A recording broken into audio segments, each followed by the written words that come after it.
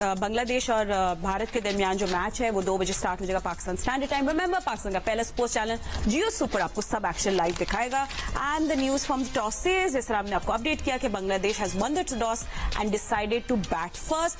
And Ahmed Rohit Sharma तो कह रहे हैं कि मैं तो खुशी से पहले फील्डिंग करता क्योंकि batting under the lights is easier, जो उनका एक्सपीरियंस है। इंटरेस्टिंग मैच होगा और आई थिंक हम पाकिस्तानी, मैं सोची थी हमारा शायद इतना इंटरेस्ट ना हो इस मैच देखने में, मगर सिक्कू सही कह रहे हैं कि सब पाकिस्तानियों का इंटरेस्ट होगा, दोनों टीम्स को देखने का होना चाहिए। जी भारत की टीम इस टाइम बड़ी स्ट्रांग टीम है। दो के उनके पास बुमराह मौजूद नहीं है, लेकिन अभी 8 मैचों में से 7 मैच इंग्लैंड की बहुत जबरदस्त साइड को हरा के आ रही है। बहुत अच्छे कॉन्फिडेंस के अंदर है, हर एक प्लेयर उनका फॉर्म में। गिल ने और तीनों ओडीआई में बड़ी जबरदस्त परफॉर्मेंस की है। अय्यर की शायद आईसीसी चैंपियंस ट्रॉफी में जगह नहीं थी, लेकिन उनकी परफॉर्मेंस इतनी जबरदस्त थी, उन्होंने जगह ग्रैब की है।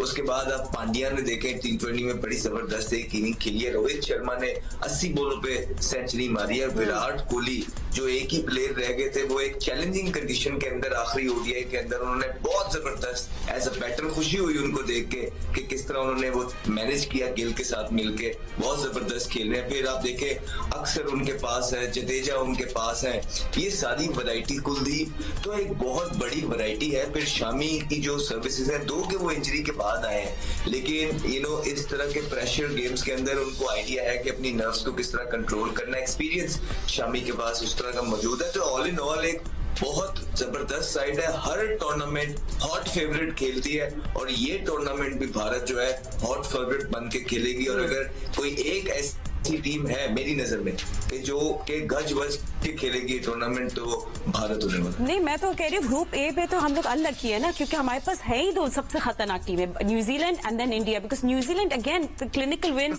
जो थी उन्हें last time, I mean it's amazing. But Sikandar Bharat का मुझे जहाँ लगा जहाँ पे अकेला पाकिस्तान को रख देते हैं ग्रुप सी बनाते हैं। But Sikandar, I think what we need to see is the playing 11 and from what I think यही प्लेइंग 11 होगी पाकिस्तान के खिलाफ। क्योंकि संडे को आपने भारत ने पाकिस्तान के भारत की बात अच्छा, वो आज तो मैच तो देखने, तो दोनों को मैं जो कह रहा हूँ कि दोनों टीमें वही हैं जो हमारे ग्रुप में है। मैं खास तौर पे भारत तो खैर बहुत बड़ी टीम है, तगड़ी टीम है, बड़ी फुल ऑफ कॉन्फिडेंस है। बांग्लादेश को भी देखना चाह रहा हूँ। आखिरी मैच हमारा बांग्लादेश से है, अगर हमें वो भी तो जीतना है ना, कम से कम हमारे वो भाई वो भी आखिरी मैच सीखो भाई होता है पिंडी स्टेडियम में। कौन सा स्टेडियम? नो, पिंडी स्टेडियम। पिंडी स्टेडियम में कह रहे हैं। स्टेडियम में आखिरी मैच बांग्लादेश से। तो उसका भाई एक और बात मैं आपको बताता चलूं, आप बात करें उस मैच की, 70% अभी तक जो है ना उस मैच पे बारिश है, जब पाकिस्तान वॉश आउट आने के भी चांसेस है भाई। यानी कि आंसू आपके जियो के तसल्सल से हम आप जब आंसू से रोंगे वो दिखेंगे नहीं। पहुंचने के लिए आप कह रहे हो कि हम आंसू पहुंच रहे हैं। वही ना, हाँ जी वही। नहीं देखो, अभी जो पहले बात हो गई, हम भारत को भी देख लें, बांग्लादेश की टीमों को भी देख लें, मगर हमने अब ग्राउंड में जाके जो परफॉर्मेंस देनी है। और अभी जैसे मैंने सवाल किया था, मुझे जवाब मिला कि जी वो कोशिश करते हैं। अगर वो कोशिश करते हैं तो जस्ट इमेजिन के जो 18 लोग उनके साथ हैं, मेरी लिस्ट शायद फातिमा तुमने ही मुझे भेजी थी, उनमें से 2 तो टेस्ट क्रिकेटर हैं। सीखो भाई मैं यहाँ पे आपको काट रहा हूँ, चले फिर मैं आपको छोटा सा, मैं नाम नहीं लूंगा, एग्जांपल लेता हूँ। एक प्लेयर को एक कोच अंपायर खड़ा है और नेट में बॉल हो रही है और उसने कहा नो बॉल है, तो उसको कहता है चुप करके जॉब करो अपनी, मुझे ना बताओ। अच्छा, तो कोचिंग यहाँ पे कोचिंग क्या करे? अच्छा, अब मैं आपको बताऊं, वो ये प्लेयर कह रहे हैं कोच को कि चुप करके तुम अपना काम करो, मुझे ना बताओ कि सिक्कू ऐसा तो एक्सपीरियंस आपने भी मुझे बहुत दफा बताया। एक्सपीरियंस बता दूं? चले बता दे, आज फिर हम अपने सब कहानियां खोल के मैं आपको बता देता हूँ। कोच हमारा था, मैं नाम भी ले देता हूँ, मुदस्सिर नजर साहब। और मैं गेंदे लेने गया, मैं असिस्टेंट कोच था, मैं गेंदे वापस लेके आया तो मैंने कप्तान से पूछा भाई कोच किधर है? तो उन्होंने कहा वो देखो वो खड़ा हुआ है स्क्रीन के बाहर, स्क्रीन ग्राउंड से बाहर वो बैठा हुआ था। मैं भागता हुआ गया, मैं कहा क्या हो गया, तुम इधर क्यों बैठे हो? तो मुझे मुदस्सिर ने कहा कि वो जो कप्तान है वो कहता है आपको कुछ कराने वराने नहीं आता, आप जाएं बाहर बैठे, मैं कराऊंगा। ये मुझे कहा है। कप्तान कौन था?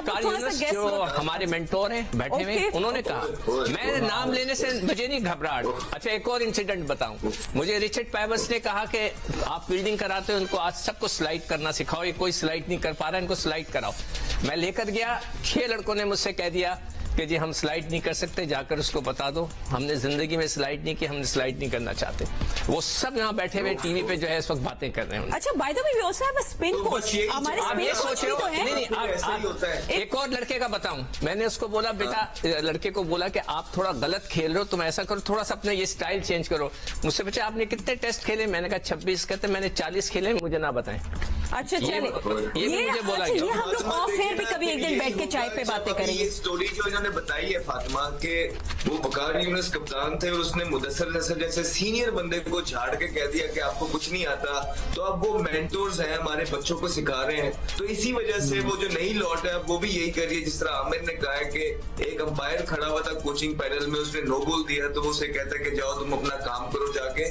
तो इसी तरह के जब आप मेंटोर्स बच्चों को के ऊपर लेके आएंगे तो बच्चों ने भी फिर यही सीखना है, और इसी तरह ये सारी चीजें जो है ना पाकिस्तान क्रिकेट की आगे बढ़ रही हैं। और फिर जब हम अवाम को ये बताते हैं और इन पे तनकीद करते हैं तो ये इनको कहते हैं कि ये पाकिस्तान को जो है ना तनकीद कर रहे हैं। आप मुझे खुद बताइए, ये चीजें जो हैं ये है करने वाली आजकल, स्पेशली जिस पोजीशन में पाकिस्तान है, नीचे से टॉप कर रहा होता है पाकिस्तान, और इस तरह की टीम में फिर आपका डिसिप्लिन भी इस तरह हो और फिर भी आप टीम में हो, हैरानगी होती है। शहजाद बहुत से इंसिडेंट है, एक और इंसिडेंट मैं बताता हूँ बड़ा इंटरेस्टिंग, बगैर नाम लिए कि उसमें 2 बड़े क्रिकेटर्स ने मुझे गेंद मारने की कोशिश की और मैं लकीली बच गया, और एक में तो नेट से खत्म कर दिए गए थे इसलिए कि गेंद मेरे मुंह के पास से गुजर गई, और वजह क्या थी कि ये मुझे मुश्किल कैच करा रहे हैं।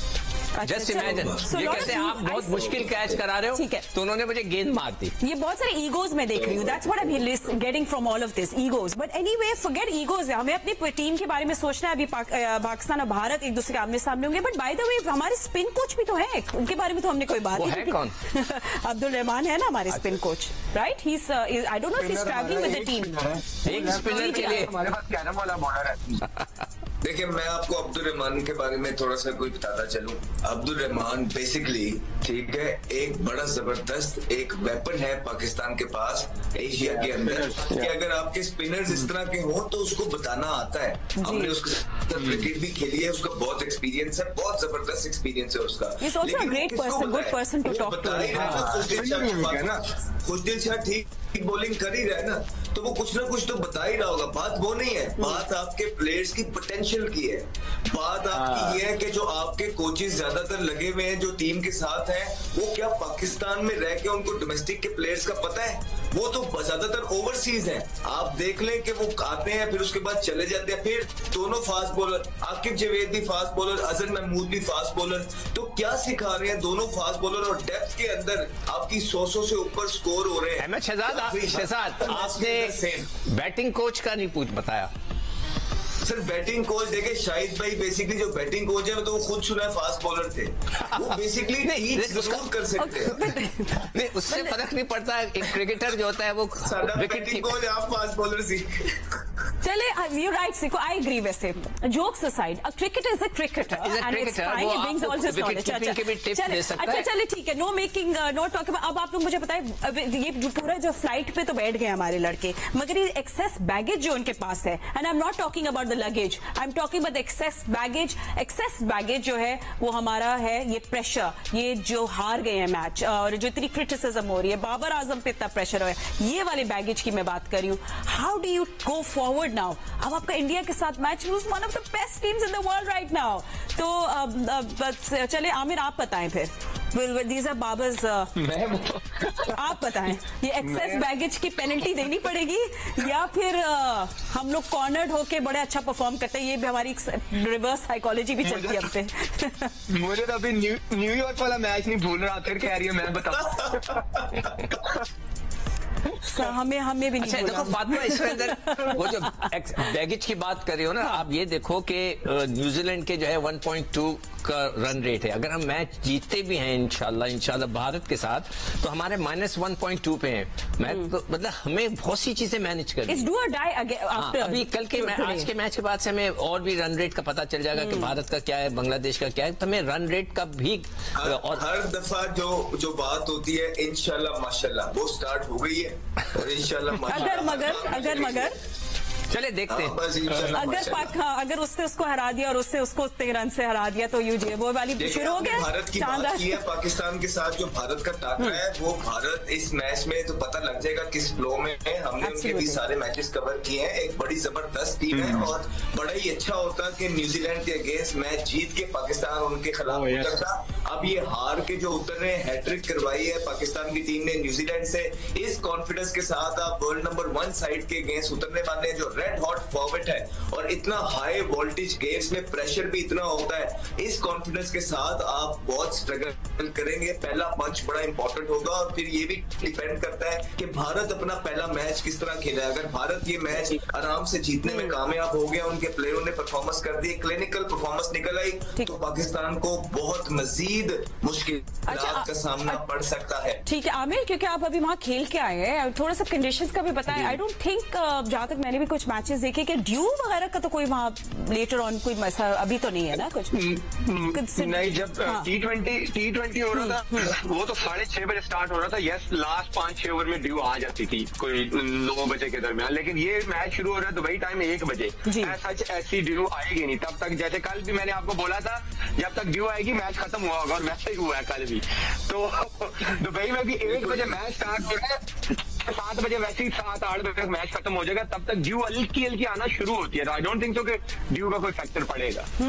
एंड वैसे वो due you know again I know this is typical questions, मगर टिपिकल क्वेश्चंस हमारे फैंस को पसंद आते हैं कि आपको क्या लगता है कि बांग्लादेश कितने रन बना सकता है batting first on a pitch like Dubai? सिकू यू फर्स्ट, क्योंकि हाँ चले आप कौन बोले? पहले उनको बोलने दो, दुबई अभी खेल के आए दुबई से। चले वो बताएगा।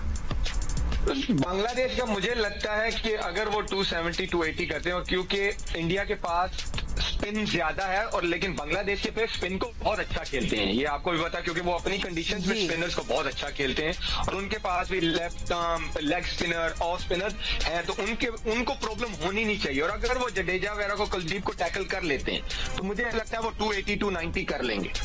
ओह wow, and Ahmed what's your take? मुझे लगता है कि बांग्लादेश कोई बहुत भी करेगा तो 230 या 250 के बीच में रहेगा। And Sikandar, I think that, one thing is Bangladesh is usually very full of surprises.